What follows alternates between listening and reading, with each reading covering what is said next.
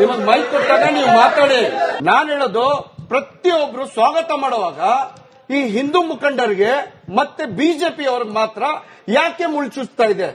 Simple ಮಾತು. ಯಾಕಂದ್ರೆ ನಾನು ಹೇಳ್ತಾ ಇರೋದು ದ್ವೇಷ ಭಾಷಣಗಳು ಕೊಡ್ತಾ ಇರೋದು ಯಾರು?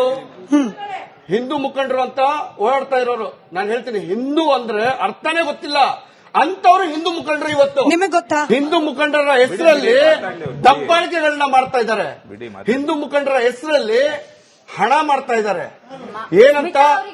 ಒಂದ್ ನಿಮಿಷ ದಯವಿಟ್ಟು ಸುಮ್ಮನಿರಿ. ನೀವು ಮಾತಾಡುವಾಗ ನಾನು ಮಾತಾಡೋಣ. ಕಾನೂನ್ನ ಕೈಯಲ್ಲಿ ತಗೊಂಡವ್ರಿಗೆಲ್ಲರಿಗೂ ನೀವು ವಿಧಾನಸಭೆಯಲ್ಲಿ ನಿಂತ್ಕೊಂಡು ಮಾತಾಡ್ತೀರಾ. ನಾನು ಸಿಂಪಲ್ ಆಗಿ ಹೇಳ್ತಾ ಇರೋದು, ನೀವು ನಿಜವಾದ ನಾಗರಿಕರಿದ್ರೆ ಏನ್ ಮಾಡಬೇಕು? ಕಾನೂನು ಪರವಾಗಿ ಹೋಗಿ ಪೊಲೀಸ್ ಇಲಾಖೆ ಇದೆ, ಅದಕ್ಕೆ ಅಂತ ಸಂಬಂಧಪಟ್ಟಂಗೆ ಬೇರೆ ಅಧಿಕಾರಿಗಳಿದೆ, ಅವ್ರಿಗೆ ಇಂಟಿಮೇಷನ್ ಕೊಡಿ, ಕೆಲಸ ಮಾಡಿ, ನೀಟಾಗಿ ನಿಂತ್ಕೊಂಡು ಕೆಲಸ ಮಾಡಿ. ಯಾರು ಬೇಡ ಅಂತಾರೆ? ನೀವು ಹೋಗ್ತಾ ಇರೋದು ಏನಕ್ಕೆ? ನಾನು ಸಿಂಪಲ್ ಆಗಿ ಹೇಳ್ತಾ ಇರೋದು, ಕಾನೂನು ನಾವು ಕೈಯಲ್ಲಿ ತಗೊಳಗಿದ್ರೆ ಮತ್ತೆ ಕಾನೂನು ಇರೋದು ಯಾಕೆ? ಕಾನೂನು ಇರೋದು ಯಾಕೆ? ನಾವ್ ಯಾಕೆ ತಗೊಳ್ಬೇಕು ಕೈಯಲ್ಲಿ ಅಂತ ಕೇಳ್ತಾ ಇರೋದು. ಇದೆಲ್ಲರಿಗೂ ಅನ್ವಯ ಆಗುತ್ತೆ. ಎಲ್ಲರಿಗೂ, ಪೊಲೀಸ್ ಸ್ಟೇಷನ್ಗೆ ಬೆಂಕಿ ಹಾಕೋರ್ಗೆ, ಪ್ರತಿಯೊಬ್ಬರಿಗೂ. ಸರ್, ಭವ್ಯ ಅವರೇ, ಅನುಮಾನ ಯಾಕೆ ಬರುತ್ತೆ ಅಂದ್ರೆ, ವಿಕಾಸ್ ಪುತ್ತೂರ್ ತರದವರು ಭಾಷಣ ಪ್ರಾರಂಭ ಮಾಡ್ಲಿಕ್ಕೆ ಮುಂಚೆ ಒಂದು ನೋಟಿಸ್, ಇದೇ ರೀತಿ ಕಣ್ತಪ್ಪಿನಿಂದ ನೋಟಿಸು ಬೇರೆ ಸಮುದಾಯದವ್ರಿಗೆ ಹೋಗಲ್ಲ, ಬೇರೆ ಮುಖಂಡರಿಗೆ ಹೋಗಲ್ಲ. ಇದಿಷ್ಟೇ ಅನುಮಾನಕ್ಕೆ ಕಾರಣನ? ನಿಜವಾಗ್ಲೂ ಹಿಂದೂ ಮುಖಂಡರಿಗೆ ಈ ಕಾನೂನಿನ ಬಗ್ಗೆ ಭಯ ಇದೆ? ಭಯ ಅಂತ ಅಲ್ಲ, ವಾಸ್ತವ ಆ ತರ ಇದೆ. ನಾನು ಮೊದಲನೇದಾಗಿ ಸಮಸ್ತ ನಾಗರಿಕರ ಪರವಾಗಿ ರಾಜ್ಯಪಾಲರಿಗೆ ಅಭಿನಂದನೆ ಹೇಳ್ತೇನೆ. ಯಾಕಂದ್ರೆ ಇನ್ನು ಬಿಲ್ ಪಾಸ್ ಮಾಡಲಿಲ್ಲ. ಬಿಲ್ ಪಾಸ್ ಮಾಡುವ ಮೊದಲೇ ನಾವೇ ನಮ್ಮ ಹಿಂದೂ ಜನಜಾಗೃತಿ ಸಮಿತಿಯಿಂದಾನೆ ಮೈಸೂರಲ್ಲಿ ನಾವೊಂದು ಕನ್ನಿಕಾ ಪರಮೇಶ್ವರಿ ದೇವಸ್ಥಾನದಲ್ಲಿ ಸಭೆ ಮಾಡ್ಲಿಕ್ಕಿದ್ವಿ, ಧರ್ಮ ಸಭೆ ಅಂತ ಮಾಡ್ಲಿಕ್ಕಿದ್ವಿ. ಅದಕ್ಕೂ ಮೊದಲು ನಮ್ಗೆ ನೋಟಿಸ್ ಬಂದಿದೆ ಅಲ್ಲಿಂದ, ನೀವು ಸಭೆ ಮಾಡೋದಾದ್ರೆ 10 ಈ ಇಂತಿಂತ ಕಾಲಮು ಅಥವಾ ಇಂತಿಂತವರನ್ನ ಕರೆಸಬಾರ್ದು, ಈ ಎಲ್ಲ ವಿಷಯವನ್ನ ನೀವು ಅಲ್ಲಿ ಮಾತಾಡಬಾರ್ದು ಅಂತ. ಇನ್ನು ಕಾನೂನೇ ಬರ್ಲಿಲ್ಲ. ಕಾನೂನು ಬರೋಕ್ಕೂ ಮುಂಚೆನೆ ನಮ್ಮ ಮೇಲೆ ಬರೀ ಅದು ಹಿಂದೂಗಳಿಗೆ ಮಾತ್ರ, ಹಿಂದೂ ಸಂಘಟನೆಗಳಿಗೆ ಮಾತ್ರ ಅಪ್ಲಿಕೇಬಲ್ ಆಗ್ತಾ ಇದೆ. ಹಾಗಾಗಿ ಈ ಕಾನೂನು ಆಲ್ರೆಡಿ, ಈಗ ಹೇಳಿದ್ರು ಮೋಹನ್ ಅವರು, ಆಲ್ರೆಡಿ ರಾಷ್ಟ್ರೀಯ ಸ್ತರದಲ್ಲಿ ಒಂದು ಕಾನೂನಿದೆ. ಅದಲ್ಲದೆ ಇದೊಂದು ಯಾಕೆ ಬೇಕು? ಈ ಕಾನೂನು ತಂದು ಹಿಂದೂಗಳ ಅಥವಾ ಏನು ಅವರ ಸರ್ಕಾರ ಇರಬಹುದು, ಇಲ್ಲಿ ಅನ್ಯಾಯ ಆಗ್ತಾ ಇದೆ ಅಲ್ಲ, ಆ ಅನ್ಯಾಯದ ವಿರುದ್ಧ ಮಾತಾಡುವವರು ವಾಯ್ಸ್ ರೈಸ್ ಮಾಡಂಗೆ ಇಲ್ಲ. ಎಷ್ಟು ಅನ್ಯಾಯ ಆಗ್ತಾ ಇದೆ ಅದ್ರ ವಿರುದ್ಧ ನಾವು ಮಾತಾಡಂಗೆ ಇಲ್ಲ. ಈಗ ವಾಸ್ತವ ಸ್ಥಿತಿ ಪುನೀತ್ಕೆರೆ ಹೇಳಿದ್ ನಾನೇ ತಗೊಂಡಿದ್ದೆ. ಪುನೀತ್ಕೆರೆ ಹೇಳಿ ಅಕ್ರಮ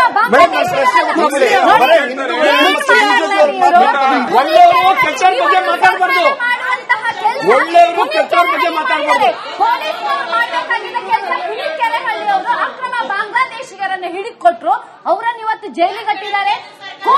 ಮಾರಿ ಹಾಕಿದೆ ಇವರಿಗೆ.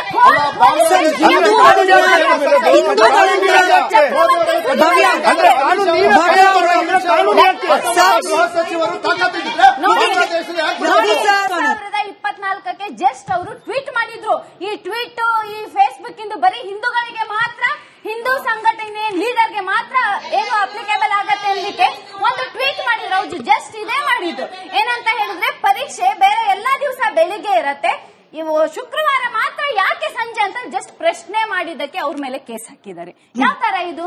ಹಾಗಾಗಿ ಈ ಕಾನೂನು ಇದೆ ಅಲ್ಲ, ಬರೀ ಹಿಂದೂಗಳ ತೇಜೋವಧೆ ಮಾಡ್ಲಿಕ್ಕೋಸ್ಕರ ಹಿಂದೂಗಳು ಯಾವುದೇ ರೀತಿಯ ಕಾರ್ಯಕ್ರಮ ಮಾಡಬಾರ್ದು ಅಷ್ಟೇನಲ್ಲ. ಈಗ ನಾವು ನೋಡಿದ್ದೇವೆ ಸೆಕ್ಯುಲರಿಸಮ್ ರಘುದೊಡ್ಡೇರಿ ಅವರೇ, ಕಲಾಪ ನಡೆಯೋ ಸಂದರ್ಭದಲ್ಲಿ ಬಿಜೆಪಿಯ ಮುಖಂಡರಿಗೆ ಕೊಟ್ಟ ನೋಟಿಸ್ ವಿಚಾರವನ್ನ ಎಂಎಲ್ಸಿ ರವಿಕುಮಾರ್ ಅವರು ಪ್ರಸ್ತಾಪ ಮಾಡಿದಾಗ ಸರ್ಕಾರದ ಕಡೆಯಿಂದ ಬರೋ ಉತ್ತರ, ಕಣ್ತಪ್ಪಿನಿಂದ ಜಾರಿಯಾಗದ ಕಾನೂನನ್ನ ನೋಟಿಸ್ ಆಗಿ ಪರಿವರ್ತನೆ ಮಾಡಿಬಿಟ್ಟಿದ್ದಾರೆ. ಇದು ಕಣ್ತಪ್ಪಿನಿಂದ. ಈ ಕಣ್ತಪ್ಪು ಕೇವಲ ಬಿಜೆಪಿ ಆಗಿ ಹಿಂದೂ ಮುಖಂಡರ ವಿಚಾರಕ್ಕೆ ಮಾತ್ರ ಯಾಕಾಗುತ್ತೆ ಅಂತ? ಅಲ್ಲ ಸ್ಮಿತಾ, ನಾನು ನಿಮಗೆ ಪ್ರಶ್ನೆ ಕೇಳ್ತೀನಿ, ಮತ್ತೆ ಬಿಜೆಪಿ ನಾಯಕರಿಗೆ ಇಲ್ಲಿರ್ತಕ್ಕಂಥ ಎಲ್ಲರಿಗೂ ಪ್ರಶ್ನೆ ಕೇಳ್ತೀನಿ. ಯಾರಾದ್ರೂ ನಾನು ಹಿಂದೂಗಳದ್ದು ಏನಾದ್ರು ಈ ತರ ಕಂಪ್ಲೇಂಟ್ಸ್ ಇದ್ರೆ ತೋರಿಸಿ, ಯಾವ್ದಿದ್ದಾವೆ ಈ ರೀತಿಯಾದ ದ್ವೇಷ ಭಾಷಣಗಳು ನಡೆದಿರ್ತಕ್ಕಂಥದ್ದು? ಒಂದು ಸ್ಟ್ಯಾಟಿಸ್ಟಿಕ್ಸ್ ಅನ್ನ ಕೊಡ್ತೇನೆ. ಒಂದ್ ನಿಮಿಷ ಪ್ಲೀಸ್, ಒಂದು ಸ್ಟ್ಯಾಟಿಸ್ಟಿಕ್ಸ್ ಅನ್ನ ಕೇಳ್ತೇನೆ. ಒಂದ್ ನಿಮಿಷ ಪ್ಲೀಸ್. ಮೊಹಮ್ಮದ್ ಅಯಾಸ್ ಅನ್ನೋರು ಒಂದ್ ನಿಮಿಷ ಕೇಳಿಸ್ಕೊಳ್ಳಿ. ನೋಡಿ, ನಾವು ಕಾನೂನನ್ನ ತಂದಿರ್ತಕ್ಕಂಥದ್ದು 7 ಕೋಟಿ ಕನ್ನಡಿಗರಿಗೆ ಅಪ್ಲೈ ಆಗ್ತದೆ ಹೊರತು ಯಾರೋ ಒಂದು ಇಂಡಿವಿಜುವಲ್ ವ್ಯಕ್ತಿಗೆ ಅಪ್ಲೈ ಆಗೋದಿಲ್ಲ. ಯಾರು ಕಾನೂನನ್ನ ಕೈ ಎತ್ಕೊಳ್ತಾರೆ, ಶಾಂತಿ ಭಂಗವನ್ನ ಮಾಡ್ತಾರೆ, ಅವರನ್ನ ನಿರ್ದಾಕ್ಷಿಣ್ಯ ಕ್ರಮ ತೆಗೆದುಕೊಳ್ತೇವೆ. ಪ್ಲೀಸ್ ವೈಟ್, ಆಮೇಲೆ ಮಾತಾಡಿ, ನೀವು ನಿಮ್ ಸಮಯದಲ್ಲಿ ಮಾತಾಡಿಲ್ಲ. ಓಕೆ, ನಾವು ಯಾಕೆ ಒಂದು ಎಕ್ಸಾಂಪಲ್ ಕೊಡ್ತೇನೆ. ಮೊಹಮ್ಮದ್ ಅಯಾಜ್ ಅನ್ನೋರ್ನ, ಅಕ್ಬರ್ ಸೈಯದ್ ಅಲಿ ಅನ್ನೋರ್ನ, ಅಲ್ತಾಫ್ ಅನ್ನೋರ್ನ ಮಂಗಳೂರಿನಲ್ಲಿ, ಅಂದ್ರೆ ನಾವು ನೇರಕ್ಕೆ ಎಕ್ಸಾಂಪಲ್ ಕೊಡ್ತಿದ್ದೀನಿ ಅಂತಂದ್ರೆ, ನಾವು ಯಾವುದೇ ಧರ್ಮ, ಭಾಷೆ, ಜಾತಿ, ಜಿಲ್ಲಾ, ಪ್ರದೇಶವಾರು ನೋಡಿ ನಾವು ಆಕ್ಷನ್ ಅಥವಾ ಕಾನೂನು ಮಾಡೋದಿಲ್ಲ. ಯಾರು ತಪ್ಪು ಮಾಡ್ತಾರೆ ಅವರ ನಿರ್ದಾಕ್ಷಿಣ್ಯವಾದ ಕ್ರಮ ತೆಗೆದುಕೊಳ್ತೇವೆ. ಅದಕ್ಕೆ ಎಕ್ಸಾಂಪಲ್ ಈ 3 ಇದನ್ನೇ. ನೀವು ಆವಾಗ್ಲೂ ಮಾತಾಡ್ತಾರೆ, ಹೇಳ್ತಾ ಇರ್ತಾರೆ ಬಿಜೆಪಿ ಅವರು ಕೇವಲ ಒಂದು ಧರ್ಮದ ಒಂದು ಇದನ್ನು ಓಲೈಕೆ ಮಾಡ್ತಾರೆ ಅಂತೇಳಿ. ಆ ರೀತಿ ಅಲ್ಲ, ಕಾನೂನು ತಂದಿರ್ತಕ್ಕಂಥದ್ದನ್ನೇ 7 ಕೋಟಿ ಕನ್ನಡಿಗರ ಆಗಾಗ ಯಾರು ಕನ್ನಡಿಗರ ಕರ್ನಾಟಕವನ್ನು ಶಾಂತಿ ಬೀಡನ್ನು ಹಾಳು ಮಾಡ್ತಾರೆ ಅವರನ್ನ ನಿರ್ದಾಕ್ಷಿಣ್ಯ ಕ್ರಮ ತೆಗೆದುಕೊಳ್ತೇವೆ. ಇನ್ನೊಂದು ಲಾಸ್ಟ್ ಪಾಯಿಂಟ್. ನಾನು ನಿಮ್ಗೆ ಯಾಕೆ ಬಿಜೆಪಿ ಅವ್ರಿಗೆ ಜಾಸ್ತಿ ಪ್ರಶ್ನೆಗಳು ಮತ್ತು ಬಿಜೆಪಿ ಅವ್ರು ಯಾಕೆ ಇದು ಹುಡ್ಕೊಳ್ತಾರೆ ಅಂದ್ರೆ, ಬಿಜೆಪಿಯ ಮನಸ್ಥಿತಿ ಇರ್ತಕ್ಕಂಥ ಸರಿಸುಮಾರು 200 ಕೇಸ್ಗಳಾಗಿದೆ.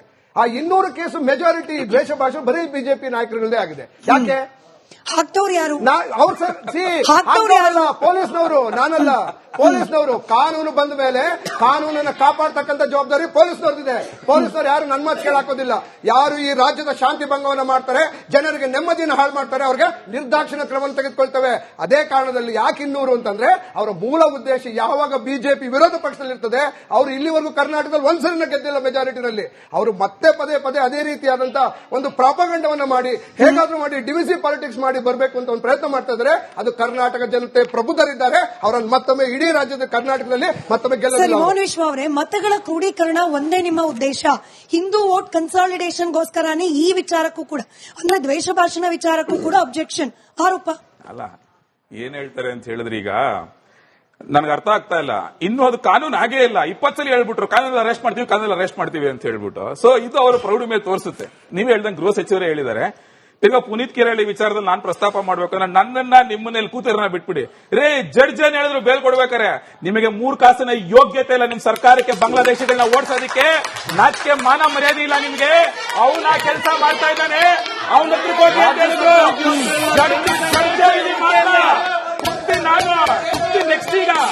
ನೆಕ್ಸ್ಟ್ ಕೇಳಿಸ್ಕೊಳ್ಳಿ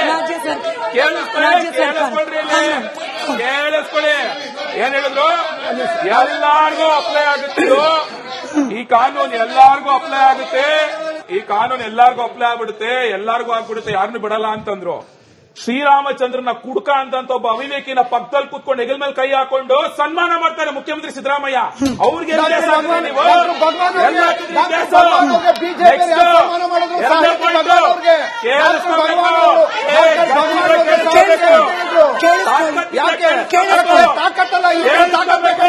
ಚಾಮುಂಡಿ ಬೆಟ್ಟಲ್ಲಿ ವರ್ಷ ಚಾಮುಂಡೇಶ್ವರಿ ಪೂಜೆ ಮಾಡಿದ್ರೆ ಮಹಿಷ ದಸರಾ ಅಂತ ಮಾಡ್ತಾರೆ, ಅವ್ರ ಪರವಾಗಿ ನಿಂತ್ಕೊಳ್ತಾರೆ.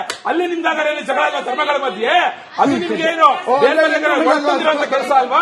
ನೆಕ್ಸ್ಟ್ ಸತೀಶ್ ಜಾರಕಿಹೊಳಿ ಹಿಂದೂ ಧರ್ಮ ಏನಂತ ಬೈದ್ರು, ಹಿಂದೂ ಅಂದ್ರೆ ಅಶ್ಲೀಲ ಅಂತ ಬೈದ್ರು. ಏನ್ ಕ್ರಮ ಕೈಗೊಂಡ್ರು ಆದ್ಮೇಲೆ